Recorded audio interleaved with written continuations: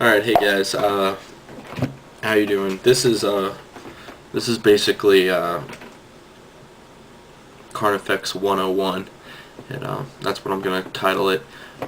What we're going to talk about is how to equip your Carnifex and the most effective roles and plays for your Carnifex. This is not so much a tactic of how to use it in the game, but it is how to pre-think how you're going to use your Carnifex in a game, such as what biomorphs and weapon symbiotes you're going to give the Carnifex to what roles it would play in a game. Alright, so you have to think about for the game in the general, and what are the weaknesses and strengths of Carnifex, and how to really get the most effective Carnifex. And there definitely some combinations out there that really make the Carnifex effective, and then there's some that are not as effective, but very fluffy and nice to use. And by no means, if you disagree, that's completely fine. I'm taking it from more of a power gamer's point of view, and that sort of like the lean, mean Carnifexes. These are sort of like, if you have an elite Carnifex, these are basically the best combinations for you for the roles that it would play in a game. And what would happen during a game, and for a heavy support, the same type of deal for what you would use it for. There are definitely various combinations off of what I'm going to give you, but we're gonna go into everything. So let's get started. I hope this helps everyone choose and just gives a little bit more insight on actually building your Carnifex. All right, I know, because not everybody has magnetized Carnifexes that can just swap it in for specialized armies, but if they have to equip one of my combinations, I am sure you'll get a very effective use out of it in the future. Alright, let's get started. Alright, before I get started, I'd just like to say a couple thoughts on the Carnifex itself, and the fact that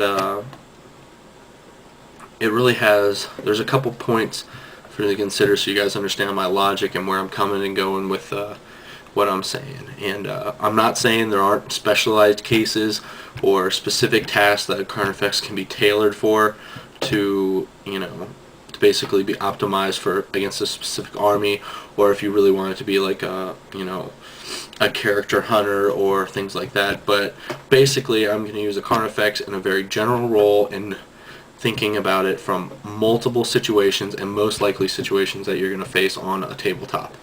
Okay, and so come from that point of view, and I think you'll agree with a lot of what I say. All right, but there are definitely like specific cases that I know of, and I would definitely use myself where I would tailor a Carnifex differently, just because of what opponent I know I'm going against and everything.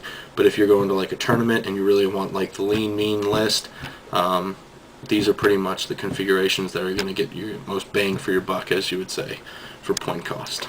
So understand that's where I'm coming from, and this is where I'm going to go. Alright? Alright, in games of 40k, they're pretty much objective games. They're games where you have to hold objectives to win the game. Table quarters, etc., and or victory points games.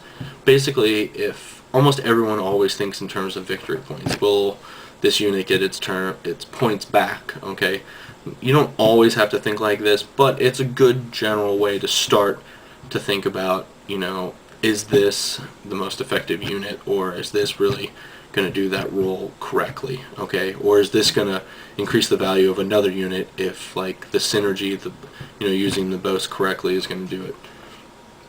So basically what we're going to do is look at it. So the easiest way for a Carnifex to get its points back is to be killing vehicles, okay? Or a single vehicle could get its points back in one shot. Destroying a vehicle, it has the potential of pretty much destroying it in one shot. Vehicles can go down one shot, and there are many times in a game where the player on the first turn loses a vehicle and never gets to use it the rest of the game. Just put it on the board, the tabletop, and it's gone. And that's the potential. So that's the easiest way for a Carnifex to be getting its points back. And the majority of armies you're going to face are all going to have vehicles, except for other Tyranids. So pretty much we're going to be looking at opponents that are not the same race.